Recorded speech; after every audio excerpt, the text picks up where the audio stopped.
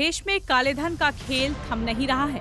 गैर कानूनी तरीकों से हासिल की गई नकदी का अंबार इतना बड़ा होता है कि इन्हें आदमी तो क्या, मशीनें भी गिनने में थक जा रही हैं। ये नकदी कभी वॉशिंग मशीन में तो कभी दीवारों और अलमारियों में भरकर ठूस कर रखी मिली है। आज इस वीडियो में आपको बताते हैं कि ऐसी जब्त नकदी का आखिर क्या होता है। एक नौकर के पास इतनी नकदी मिली कि उसे गिनने में 16 घंटे लग गए। इन नोटों को लोगों ने नहीं, 8 मशीनों ने इन नोटों के पहाड़ों को गिना, यानी 35 करोड़ की नकदी को गिना। दरअसल प्रवर्तन निदेशालय की टीम ने सोमवार को रांची में झारखंड के ग्रामीण विकास मंत्री आलमगीर आलम के पर्सनल सेक्रेटरी संजीव लाल और उसके नौकर जहांगीर आलम से जुड़े 9 ठिकानों पर छापेमारी की। इस छापेमारी में 35 करोड़ रुपए की नकदी मिली, जिन्हें टीन के 12 बक्सों में भरकर रखा गया था। कुल 35.23 करोड़ रुपए जब्त की गई नकदी में से 32 करोड़ रुपए से ज्यादा की नकदी तो एक ही जगह से मिली है, जबकि बाकी 3 करोड़ दूसरे ठिकानों से मिले हैं। इन्हें गिनने के दौरान मशीनें भी थक जा रही थी। इस बीच मंगलवार को ईडी के अधिकारियों ने रांची में फिर छापेमारी की।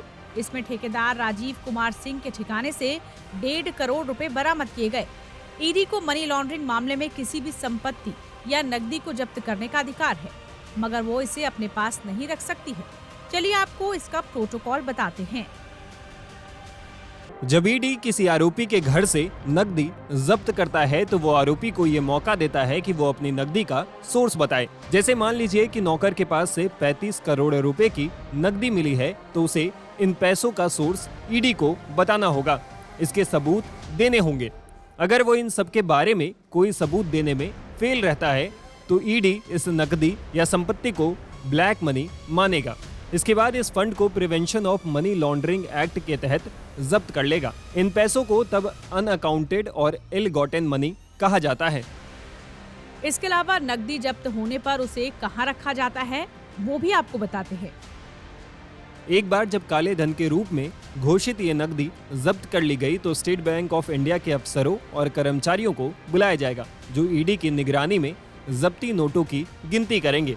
वो लोग अपने साथ काउंटिंग मशीन लेकर आते हैं, जिसके बाद ये गिनती शुरू होती है। नोटों की गिनती पूरी होने के बाद ईडी अफसर बैंक अफसरों की मौजूदगी में जब्ती सामानों और नकदी की लिस्ट बनाते हैं, जिसे सीजर लिस्ट कहते हैं। इस लिस्ट में कैश, ज्वेलरी और दूसरी महंगी वस्तुएं होती हैं।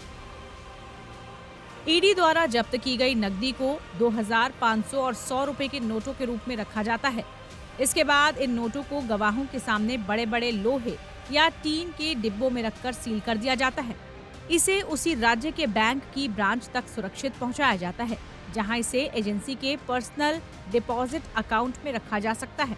इसके बाद आरोपी दोषी साबित हो गया तो इस फंड को केंद्र सरकार के खजाने तक पहुंचा दिया जाता है। अगर कोई आरोपी मनी लॉन्ड्रिंग के मामले में दोषी साबित हो गया या उसे कोर्ट से सजा मिल जाती है तो जब्त की गई नकदी को सार्वजनिक धन मान लिया जाता है। मुकदमा चलने के दौरान वो पैसे वहीं रखे रहेंगे। अगर आरोपी अदालत से बरी हो गया तो उससे प्राप्त की गई नकदी उसे लौटा दी जाएगी।